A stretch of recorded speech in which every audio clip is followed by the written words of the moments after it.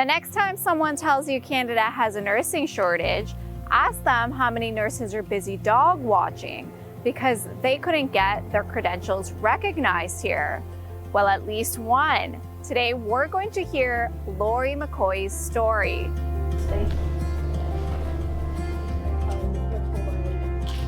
My name is Laurie McCoy and I live in London, Ontario.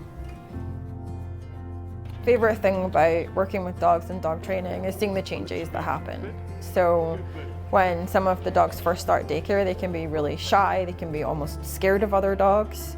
And then watching them blossom and come out of their shell and seeing them play for the first time is one of the most rewarding things that I could look for.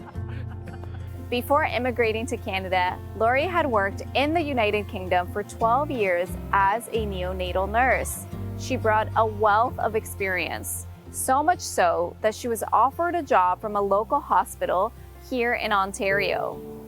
But there was a problem. The bureaucracy, which governs the accreditation process, the College of Nurses of Ontario, ordered that Laurie take a standardized test on all branches of nursing, even ones not required for her job.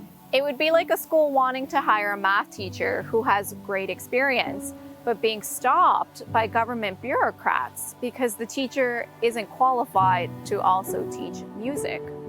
While Laurie is happy in her new job as a dog trainer, she feels frustrated that Canada's federal government welcomed her as an immigrant because of her nursing experience, but the provincial body in Ontario won't let her work as a nurse despite her experience and education in the United Kingdom. I actually find it pretty disgusting, the state of healthcare right now, the crisis that we're going through. I have a lot of clients that are in healthcare. They do a variety, like, nurses, doctors, PSWs, you name it. And they tell me every single day, we need nurses, we need more staff. I had someone take a personal day because they were just so burned out from the work that they have to do. Ultimately, the problem is that government red tape is keeping Laurie on the sidelines. And unfortunately, her story is not unique. I've met taxi drivers that are doctors and they can't get through the red tape.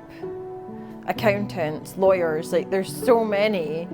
And I could probably, bet my left arm that they've gone through the same thing where their visa or their permanent residency has been accepted largely because of their career points. I could go on and on for days about that. In fact, according to CBC, only 36% of foreign trained nurses in Canada are actually working in nursing. Compare that to 87% of Canadian trained nurses working in Canada. That's a massive gap and an indication of barriers that are keeping trained nurses out of the healthcare system. This is especially shocking in light of the severe nursing shortage in Canada. Many nurses and doctors will share that it is extremely stressful working in a system that is so strained and so short-staffed.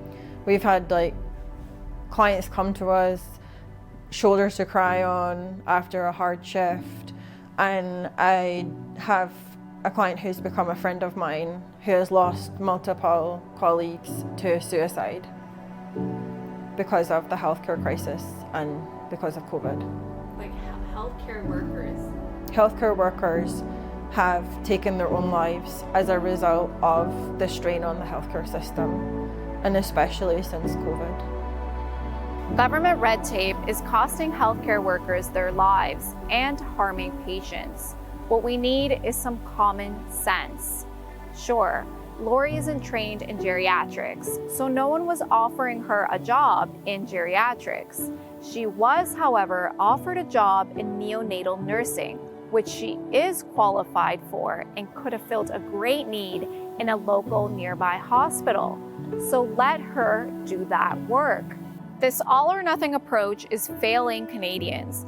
The government must cut its red tape. The College of Ontario seems to just spit out whatever they feel like.